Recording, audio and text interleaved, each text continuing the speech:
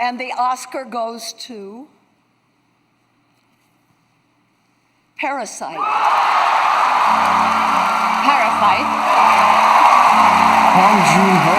This is the first movie from Bong South Joon-ho. Korea to be nominated and to win the Oscar. Parasite has 6 Academy Award nominations and is the first film not in the English language to win Best Picture, winning 4 Oscars tonight.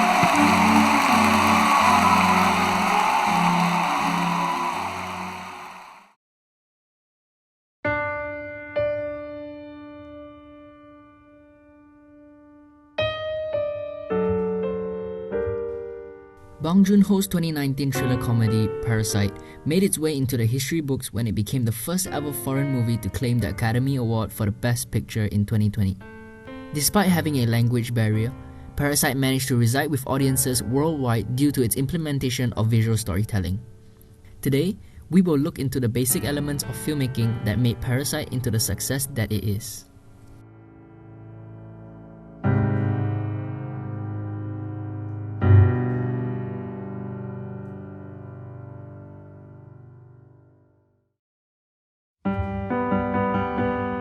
Like many of Bong Joon-ho's works, Parasite tackles the theme of social class warfare and inequality caused by capitalist ideology.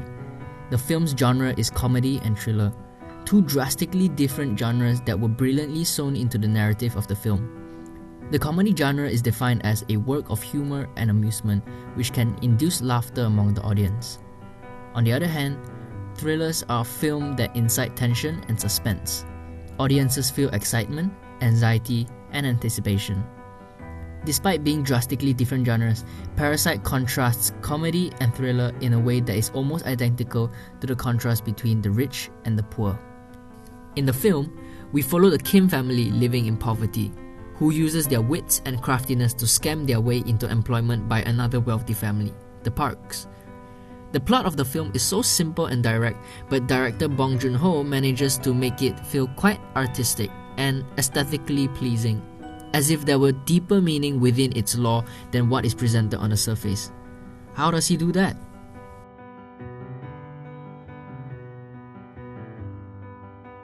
The film opens with an establishing shot looking outside the window. We can see the street outside, surrounded by trash and convenience stores, which indicates the character we are about to meet lives in a predominantly poor neighborhood. The establishing shot for the Park residence is spacious and grand. We see a geometrical design for the house with a large front yard. Immediately, we can tell that the owners of the house belong in the upper class. In the Kim semi-basement apartment, the camera is placed relatively close to our characters, creating a close-up shot. We can't help but feel claustrophobic when watching this scene as the walls of the house and position of the characters are placed extremely close to us. Long shots are often used in the Park's spacious house. We are able to see the character's full body in long shots and it feels more breathable. In certain scenes, an extreme long shot is used to exaggerate the variance between the upper and lower class lifestyle. Needless to say, the extreme long shots are only used in the Park's residence. An added layer of storytelling is achieved by combining multiple shots. Take for example the conversation between these characters. The scene takes place early on in the film and we are unacquainted with either characters. The scene begins by combining the establishing shot with a long shot and a 2-shot. We can see the environment our characters are in, and the long shot for both characters imitate our foreign relationship with them. As the conversation progresses, we see that these characters are good friends and the camera transitions to a medium close-up. When the characters begin discussing deeper topics, the camera switches to a close-up shot. Basic cinematography has taught us that high angles are used to show weakness and low angles to show strength. In Parasite, high and low angles are used to differentiate the rich and the poor. When the main character arrives at the Park's house, the camera angle transitions from a bird's eye view to a worm's eye view, symbolizing the character's advancement to an upper-class lifestyle. When things took a turn for the worse, our characters have reached the lowest of lows. Once again, the camera angle was used to enhance the sensation of defeat, with the camera positioned so high, pointing directly downwards on the characters. We are literally looking down on them. Throughout the film, the camera uses primary stabilized movement like dollies, tilts, and pans. Lots and lots of pans. 그래도 사랑하시죠?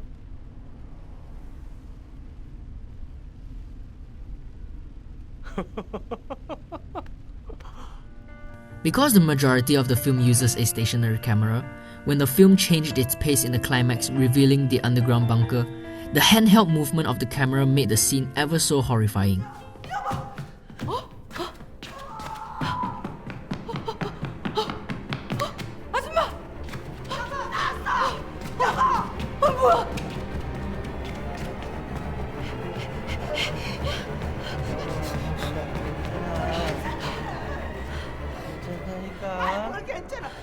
A rack focus is used to draw the audience's attention to a specific detail in the scene. In the film's montage, we can see the main character reciting a script prepared for his father. The camera rack focuses onto the reaction of both characters being amused in the background.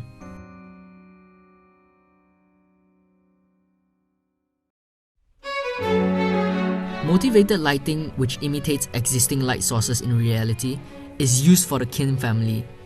This creates a rather boring and dim illumination which signifies the family's poor status. The lighting used for the Park family is unmotivated, making use of key lights to give the characters a dramatic and smooth low-key lighting, which signifies the family's wealthy status. The film simply uses the existence of light in a scene to display the progress of a character. When the main character leaves his home on top of the hill and walking up the stairs to the Park's house, he is consistently placed in the brightest part of the scene. The character is quite literally walking into the light as he progresses towards his goal of escaping poverty. The usage of bright and dark lighting can also be used to represent characters. In this scene, the main character's wealthy friend has a bright and warm-colored background, whereas the financially poor main character has a dark and gloomy background. Color also plays a big role as a narrative medium for the film. Scenes in the poor neighborhood were colored with a greenish tone. The color green is used to describe growth and disgust. On the contrary, scenes in the rich environment were colored with a yellowish color palette. Yellow is commonly used to signify happiness, optimism, and enlightenment. Color was also used to represent characters in the film. Characters with an upper-class background wore predominantly white clothing, whereas lower-class characters wore darker outfits. Parasite is a dramatization of the horrific reality we live in. The film does not want its audience to stray too far away from reality and mistake the narrative as fiction. Because of this, apart from the soundtrack, all other sound effects in the film are diegetic sounds. The sound logically exists in real life as it does on screen. Both audiences and characters hear the same things. Not only does this maintain realism, it also allows the audience to feel with the characters on screen.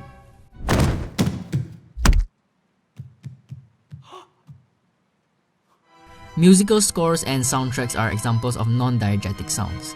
It refers to sounds that cannot be heard by the characters and can only be heard by the audience. Typically, the musical track is added to enhance the visual experience of a film. The original score written for the film was influenced by the rise and descent of the characters. Take a look at a synthesia representation of the film soundtrack.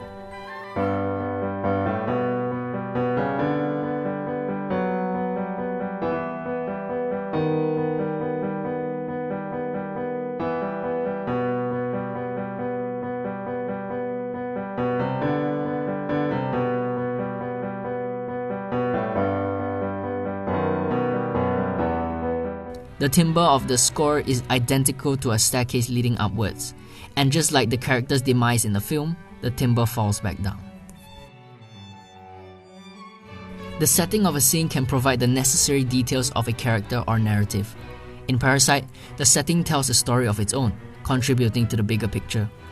When we first meet the Kims, we can see from the ground level window, the trash, and the cramped apartment that the characters come from a background of poverty. The quality of props also signifies the progress of the characters. As their plan unravels successfully, the quality of drinks and food steadily increases. The location of the scene manages to uphold the important visual element of the narrative, ascending and descending the social class. When the main character approaches the parks, we only ever see him ascending in his journey. He climbs up the stairs from his semi-basement apartment, up the hill to the park residence, up the stairs into the Park's house, and finally up the stairs into Dahai's room. There, he has reached his highest point in the film. However, when the Kims were forced out of the Park's house, they returned to their semi-basement apartment. The family is literally and metaphorically descending the social class. The setting of their semi-basement apartment also has the toilet and sewage placed in a relatively elevated position in their house. There is no better way to lower your characters than placing them beneath a sewage system. Symbolism is a major narrative device in Parasite. The Scholar's Stone, which was gifted to the Kims, symbolizes prosperity and wealth. At his lowest point, the main character grasps firmly onto the Scholar's Stone, refusing to let go of his goal of escaping poverty and joining the upper class. His desperation to achieve his goal gave him motivation to commit murder, but ultimately, that same goal became his demise.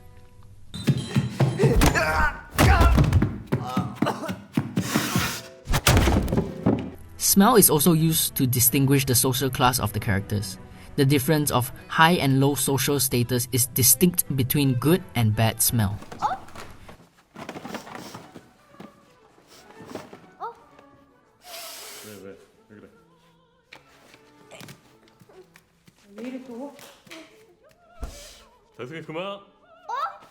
똑같다. 둘이 냄새가 똑같아.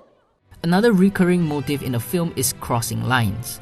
In the film, lines are used to separate the upper and lower class citizens. In this scene, a vertical line separates the working class characters from the upper class mistress. The housekeeper rudely wakes up the mistress, and in doing so, she has literally and visually crossed the line. We see this line reappear time and again in the film, often used to showcase when a character has done something that crossed the line. While filming any dialogue scene, an imaginary line is drawn to uphold the 180-degree rule. Bong Joon-ho made the bold decision to cross that line in this scene. 다송이한테 무슨 일이 있었나요, 1학년 때? The character has discovered an important detail about the Park family. Breaking the 180-degree rule and crossing the line indicates that the character has successfully scammed her way into employment and is in control of the conversation. To wrap things up, Bong Joon-ho has inspired many aspiring filmmakers, myself included, that mastery of the basics is key to crafting a unique film. It is important to stand out and try innovative filmmaking, but it is equally as important to build our filmmaking foundation on solid ground. It is hard to point out any mistakes in Parasite when the film made sure every element was tuned to perfection, which is why Parasite is a perfect case study for future filmmakers. Bong Joon-ho managed to use almost every element of filmmaking technique to serve his craft as a narrative medium, maximizing the potential for elements like camera shots, color, lighting, sound, and settings. Bong Joon-ho put thought into each and every minute detail in his film, and in doing so, created a cinematic masterpiece.